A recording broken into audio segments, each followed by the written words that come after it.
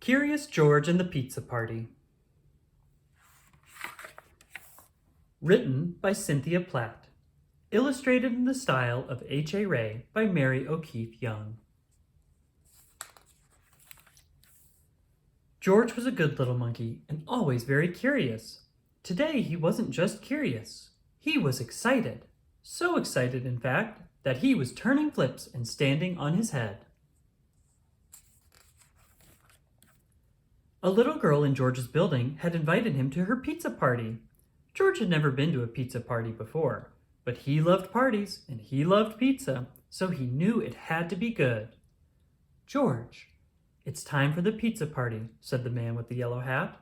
"Have fun, and remember to be on your best behavior." George got to the party in perfect time.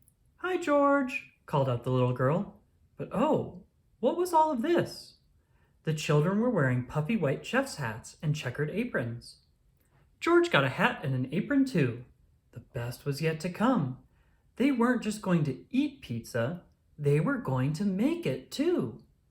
"Everyone will get a piece of pizza dough to roll out and make a special pizza," explained the girl's mother. There were many little lumps of dough. "But first, let's play some games," she said. Everyone went into the living room to play pin the pepperoni on the pizza. Everyone, that is, except George. He was curious about those pieces of dough. George thought and thought.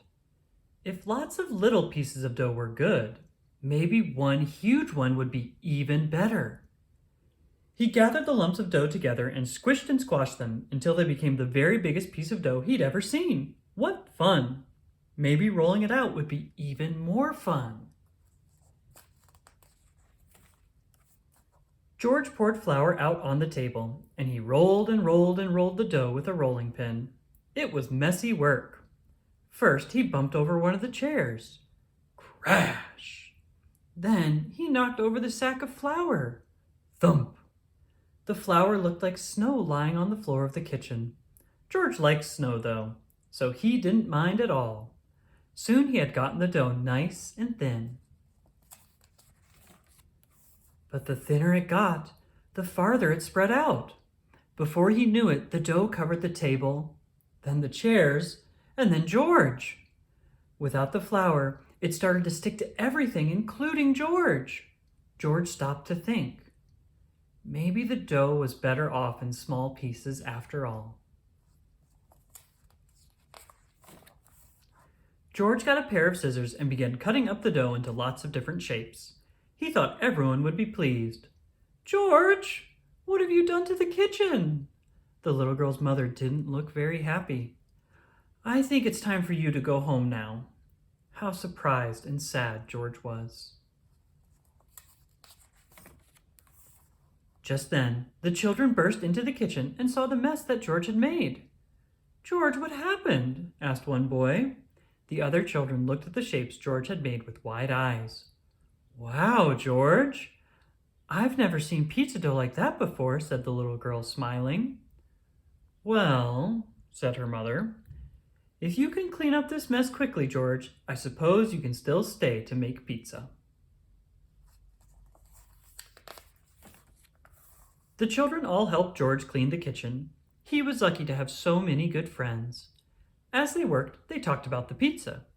"I'm going to make a pizza that looks like a star," said one little boy. "And I'm going to make one that looks like a house," said a girl. Once the kitchen was cleaned, the real fun began. All of the children picked out perfect pieces of dough and got to work. They spooned on tomato sauce and sprinkled on cheese. They added lots of vegetables and pepperoni. The pizzas looked wonderful. One looked like a rainbow, another like a stop sign, and still another like a balloon. There was even a pizza that looked curiously like George. "Well, George," said the little girl's mother, "the pizzas taste great, and thanks to you, they look wonderful too." Everyone agreed. It was the best pizza anyone had ever seen or tasted.